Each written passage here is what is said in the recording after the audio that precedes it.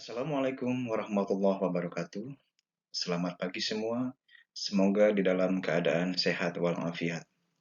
Jangan lupa untuk tetap menerapkan protokol kesehatan demi kesehatan kita bersama. Hari ini kita akan mempelajari tentang komunikasi data. Setelah pembelajaran ini, kita dapat menggunakan ragam aplikasi komunikasi data dengan benar. Yang kedua, kita dapat menerapkan ragam aplikasi komunikasi data dengan tepat. Yang ketiga, kita dapat memproduksi karakteristik ragam aplikasi komunikasi data dengan benar. Yang keempat, kita dapat mendemonstrasikan karakteristik ragam aplikasi komunikasi data dengan tepat. Kita memulai pembelajaran pertama dari komunikasi data, yaitu definisi komunikasi data. Komunikasi data itu terdiri dari dua kata, yaitu komunikasi dan data. Komunikasi adalah suatu proses penyampaian informasi. Informasi di sini bisa berupa pesan, ide, ataupun gagasan dari satu pihak kepada pihak lain. Yang kedua, yaitu data. Adalah sekumpulan keterangan ataupun fakta yang dibuat dengan kata-kata, kalimat, simbol, angka, dan yang lainnya. Data bisa juga dikatakan sebagai keterangan yang benar dan nyata. Dari dua kata tersebut, maka kita bisa menyimpulkan bahwa definisi komunikasi data adalah proses pengiriman dan penerimaan data atau informasi dari dua atau lebih alat yang terhubung dalam sebuah jaringan, baik lokal maupun jaringan internet. Contoh-contoh perangkat komunikasi data adalah yang pertama, komputer. Ya. Yang kedua, di sini ada laptop. Yang ketiga ada handphone. Yang keempat ada televisi. Dan yang kelima ada radio.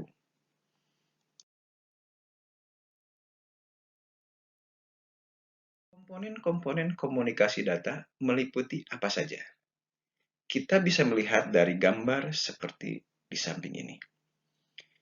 Nah, ketika kita melihat gambar yang ada di samping ini, maka kita dapat menyimpulkan bahwa komponen-komponen komunikasi data itu meliputi yang pertama ada pengirim. Pengirim adalah seperangkat yang mengirimkan pesan data. Ini bisa berupa komputer, ponsel, telepon, laptop, kamera video, ataupun workstation, dan lain-lainnya. Yang kedua, ada pesan. Pesan adalah informasi yang akan dikirimkan dari satu orang kepada orang lain. Itu bisa berupa file teks, file audio, file video, dan yang lain-lainnya.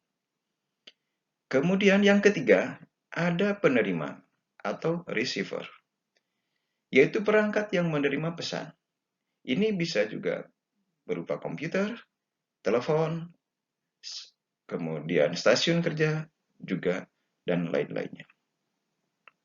Yang keempat, ada transmission medium atau media transmisi atau saluran komunikasinya. Adalah media yang menghubungkan dua atau lebih perangkat. Perangkat dapat dihubungkan dengan media kabel ataupun media nirkabel. Dan yang kelima, ada protokol atau seperangkat aturan. Ada sebuah aturan atau standar yang mengatur atau mengizinkan terjadinya hubungan komunikasi dan perpindahan data antara dua atau lebih perangkat. Jadi, komponen komunikasi data itu terdiri dari 5 komponen. Sekali lagi, yaitu apa? Pengirim, message atau data atau informasi, kemudian penerima, lalu ada medianya atau salurannya, dan yang kelima adalah protokol atau aturan. Nah, berdasarkan informasi data yang dikirim ataupun diterima, maka komunikasi data dapat diklasifikasikan menjadi beberapa bagian. Yang pertama, komunikasi audio adalah komunikasi data yang hanya memungkinkan penggunanya untuk mengirim dan menerima informasi dalam bentuk suara. Yang kedua, ada komunikasi video. Adalah komunikasi data yang memungkinkan kita untuk mengirim dan menerima informasi dalam bentuk gambar. Dan yang ketiga, yaitu komunikasi audio-video. Adalah komunikasi data yang memungkinkan penggunanya untuk mengirim dan menerima informasi dalam bentuk suara dan gambar. Nah, di sini coba kalian sebutkan termasuk klasifikasi komunikasi data gambar di bawah ini. Yang pertama, di sini ada orang sedang berhubungan melalui telepon seluler. Ini apakah termasuk komunikasi data audio? Ya. Yang kedua, di sini ada juga yang menggunakan telepon seluler atau smartphone-nya untuk melakukan video call. Maka ini termasuk komunikasi audio video. Dan yang ketiga, di sini ada gambar CCTV, maka ini termasuk klasifikasi komunikasi data video. Berikutnya, jenis komunikasi data berdasarkan cara pengirimannya. Yang pertama, ada komunikasi data simplex, yaitu komunikasi data satu arah, di mana satu perangkat hanya dapat menerima dan perangkat lain hanya dapat mengirimkan data. Jadi hanya satu arah saja, tidak bisa kebalikannya, yaitu penerima mengirimkan kembali kepada pengirim. Yang kedua, komunikasi half duplex adalah komunikasi dua arah, di mana kedua perangkat dapat mengirimkan dan menerima data, tetapi tidak pada saat yang bersamaan. Sehingga ketika pengirim mengirimkan informasi atau mengirimkan data kepada pihak kedua atau penerima, penerima bisa saja mengirimkan kembali kepada pengirim, namun tidak pada saat yang bersamaan. Dan yang ketiga adalah komunikasi full duplex. Adalah komunikasi dua arah, di mana kedua perangkat dapat mengirim dan menerima data pada saat yang bersamaan. Seperti halnya kita melakukan hubungan telepon, di mana pengirim mengirimkan data kepada penerima dan sebaliknya penerima bisa melakukan feedback kepada pengirim. Nah, di sini menurut kamu jenis komunikasi apakah gambar di bawah ini? Yang pertama ada televisi. Maka ini termasuk jenis komunikasi data simplex. Yang kedua ada handy-talkie, maka termasuk jenis komunikasi apa di sini? Ya, betul. Ini termasuk komunikasi half duplex. Dan yang ketiga, telepon seluler, ini termasuk komunikasi data full duplex. Selanjutnya, saluran komunikasi. Saluran komunikasi adalah media yang menghubungkan dua atau lebih workstation. Workstation dapat dihubungkan dengan media kabel atau media nirkabel. Ini juga dikenal dengan sebutan media transmisi. Media transmisi ataupun saluran adalah link yang membawa pesan antara dua atau lebih. Berikutnya, Kategori media transmisi.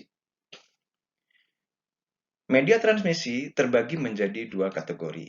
Yang pertama, guided media transmission, yaitu media transmisi terpandu. Dalam media transmisi ini, tautan fisik dibuat menggunakan kabel. Kemudian data ditransmisikan menggunakan kabel ini dalam bentuk sinyal. Yang kedua, unguided media transmission atau media transmisi tidak terarah. Adalah mode transmisi di mana sinyal disebarkan dari satu perangkat ke perangkat lain secara nirkabel. Sinyal dapat melambai melalui udara, air, ataupun vakum. Hal ini umumnya digunakan untuk mengirimkan sinyal ke segala arah. Selanjutnya, mengenai karakteristik komunikasi data. Karakteristik komunikasi data atau ciri-ciri komunikasi data diantaranya adalah 1. Adanya pengirim. Hal ini dapat terlihat dari sistem yang harus mentransfer data kepada tujuan yang telah ditentukan. Kemudian data tersebut harus diterima oleh perangkat. Yang kedua adalah akurasi. Pada karakteristik ini, sistem harus memberikan data yang akurat. Kemudian data tersebut akan diubah ke dalam transmisi.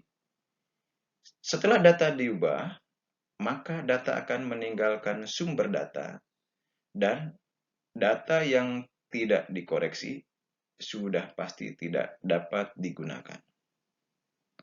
Yang ketiga, ketepatan waktu. Ketepatan waktu, piranti perangkat harus mengirimkan data akurat pada waktu yang tepat. Apabila waktu pengiriman terlambat, maka data tidak akan berguna. Hal semacam ini dapat disebut juga dengan pengiriman transmisi real time. Dan yang keempat, karakteristik komunikasi data, yaitu jitter. Merupakan karakteristik komunikasi data yang mengarah pada variasi delay atau variasi kedatangan data itu sendiri. Lebih tepatnya mengacu pada keterlambatan yang merata, sehingga akan menyebabkan kualitas data yang dihasilkan akan berbeda. Contoh aplikasi komunikasi data dalam kehidupan sehari-hari. Yang pertama, ada ATM, ya, yang biasa kita gunakan sehari-hari. ATM atau Automatic Teller Machine adalah aplikasi sistem komunikasi data yang berfungsi sebagai perangkat elektronik yang mengizinkan nasabah bank untuk mengambil uang, mengecek rekening tabungan, dan kegiatan lainnya tanpa dilayani oleh karyawan bank secara langsung. Yang kedua, email atau electronic mail adalah jenis komunikasi data yang digunakan sebagai sarana dalam mengirimkan surat, baik langsung maupun melalui media internet.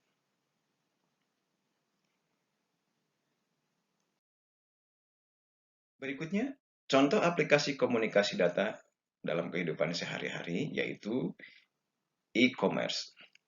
E-commerce adalah aplikasi sistem komunikasi data yang biasa digunakan sebagai sistem perdagangan elektronik yang memungkinkan penggunanya untuk melakukan penyebaran, pembelian, penjualan, dan pemasaran barang dengan menggunakan perangkat elektronik.